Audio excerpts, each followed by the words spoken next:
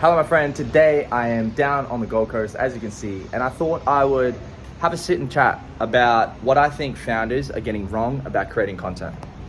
So I think the biggest misconception that a lot of founders can have is that they need to show up at a certain aesthetic, they need to show up at a certain level of refinement.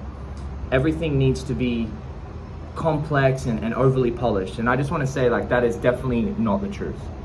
I think that true capital begins with connection. And the only way to connect is to show up as you are.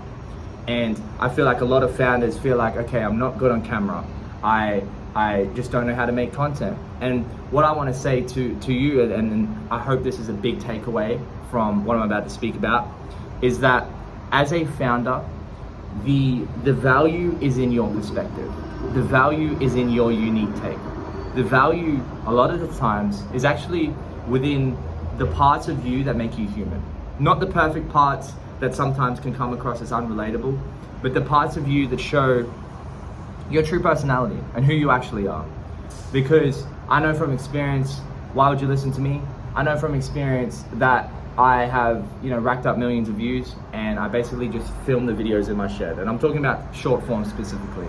And I've found short form to be one of the best growth mechanisms for connections.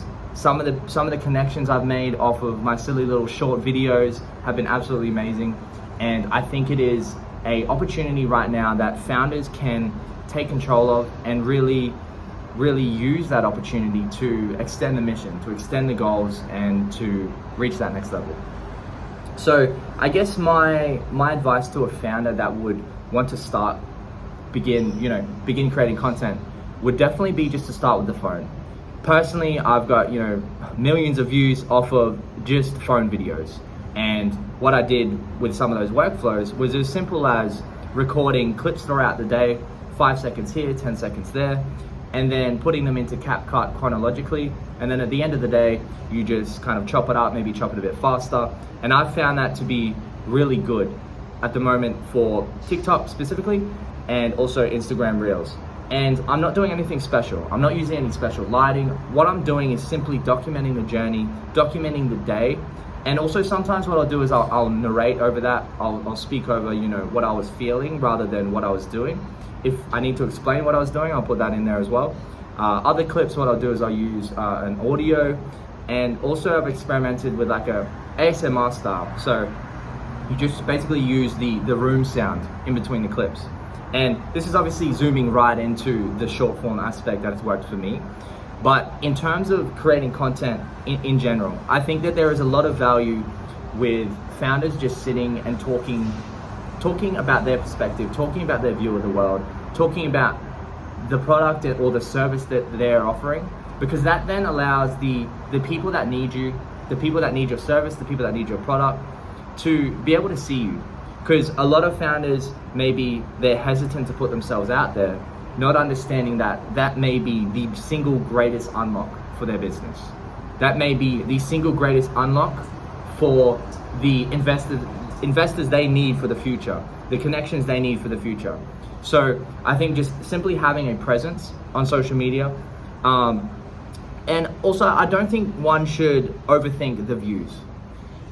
A lot of people want to optimize for a lot of followers, a lot of views, and look, don't get me wrong, currently I got like 10,000 followers on Instagram, over 20,000 on TikTok. Don't get me wrong, that looks good from the outside, but in terms of creating the content, especially when you are in a niche business, I think there is a lot of value to getting the right audience. Because you and I probably both know is that there are a lot of creators who have a whole bunch of followers, but they can't monetize that because the audience that they have is not paying for anything. So there is a lot of value in creating hyper niche content that maybe will only help one person, because ultimately if you are making content at scale, you're making hundreds, thousands of videos. If you help one person each time, then by the end of it, you've helped 100 people, you've helped 1,000 people, and that's not including that the moment when you make a piece of content that resonates broader than that and helps many people.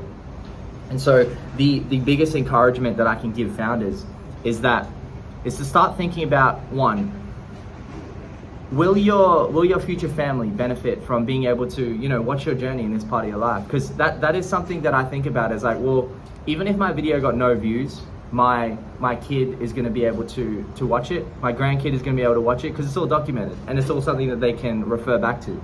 So there's that aspect, that just having a archive of what you've been doing, what you've been working on, is highly beneficial. Not to mention the fact that when you start posting it, when you start publishing, when you start promoting yourself and giving yourself permission to really talk about the things that you are passionate and passionate about, I think it really takes you to that next level. The other part of it as well is that even if you, so let's say you get a video and it's slightly lower on the views, and let's say you get 100 views, and you're like, well, why is this not working? I think that the biggest thing to understand is that it is a marathon and not a sprint. We have been programmed to believe that, you know, if we post a couple clips and it doesn't go viral, content is not working, let's just write it off. And that's not the truth. If we can stick with something for a year, I think even with a year, 2 years, I think you will really start to see progress, not only from the externals, you know, the metrics, but also from the internals, where you are developing skill sets, you are developing an awareness of what is working when you publish media. And I think that is very, very important. That a lot of founders are underestimating the fact that the marketing sometimes is the product. There are people who want to buy from you, but because they don't see your marketing, because they don't see you, they don't even know who you are, you're not even giving them an opportunity to connect with you and to support you. And I think that, you know, capital is connection, and capital begins with connection. So, you know, human capital in terms of labor, people that want to work with you, people that want to support you, it all begins with that first connection. So if we are not publishing content, if we are not putting ourselves out there, we are shortcutting ourselves. We're not even allowing ourselves the opportunity to be seen. We're invisible. Now, am I saying that every founder should be a creator? Absolutely not. I think that there are a lot of founders that would thrive more behind the scenes, but there is a large portion of founders who I think underestimate themselves. They underestimate how their business may be niche, but their personality may be mainstream. And so that's another big takeaway I want you to take away from this video, is that even if you feel like what you're doing is not going to be widely accepted on a entertaining level, maybe, that there are people who, because of where the internet now is, where it's at currently, is that there is going to be people that are going to be interested, and you just kind of need to stick with it long enough for the algorithm, for the people who watch your videos to kind of share it and kind of push it out there. So my biggest encouragement, I think, with this video is to start something and basically just stick with it. Stick with it until, because you will see results. You stick with it long enough, you will see results. And that's what it comes down to. So first point of action for a founder, maybe like, okay, kiddo, I'm gonna start creating content. I wanna do this thing. I wanna try it. Start with your day. Start by recording parts of your day, chopping them up, and loading them into CapCut in your phone. You don't need the camera. You don't need perfect lighting. You just need to document the parts and really, you know, string them together and publish. Because at the end of the day, you are going to get a feel for, you know, what are people responding to. And that's the beautiful part. I think about where short form content is right now, is that there is such a tight feedback loop. There is, I can post this now and get a comment and go, okay, for the next one tomorrow that I post, boom, I can do it again. And I was explaining this to a friend recently. It was like, when you post 3 pieces of content and you're looking at them and you're more reliant on how they emotionally invested in how they perform. If you only post 3, right? But if you post 100, you don't really care about a couple of flops. You're like, well, here, I'm just gonna do another one. I'm gonna make another one. And the biggest key, I think, is making that creation of content loop a lot easier, so that you can just rapidly progress forward through ideas and keep testing, keep experimenting. And I think that's one of my biggest hacks, is that I look at each piece of content as an experiment. Okay, I wonder if this is gonna work. I wonder if I change this, if I cut this faster, will this work better? And so constantly experimenting forwards, especially with that tight feedback loop of, okay, I had comments about this, okay, somebody said this.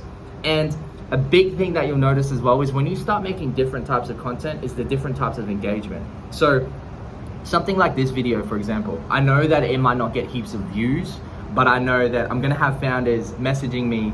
I'm gonna have certain people saying, hey, I heard what you said and I'm gonna do this. And so even if it doesn't get a bunch of views, I think that I really want this video, I wanted to make this video to really help founders to put themselves out there. And another thing you can do as well is just look at what you like watching.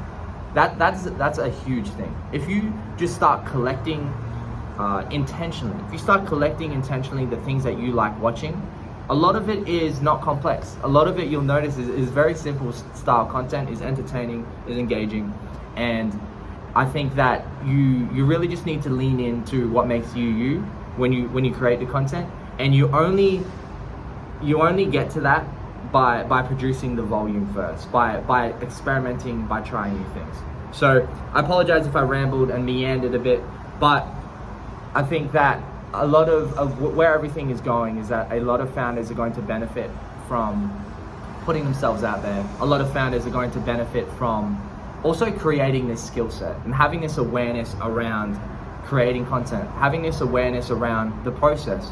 Because ultimately, if you do it a little bit yourself, you can always then hire later down the track, but I don't think you should start by outsourcing it. I think it's great to build that awareness first for yourself, because you may find out then that, okay, I actually don't need to hire for this. I like doing this. This is something that I can do well, and you may not even need to hire for it.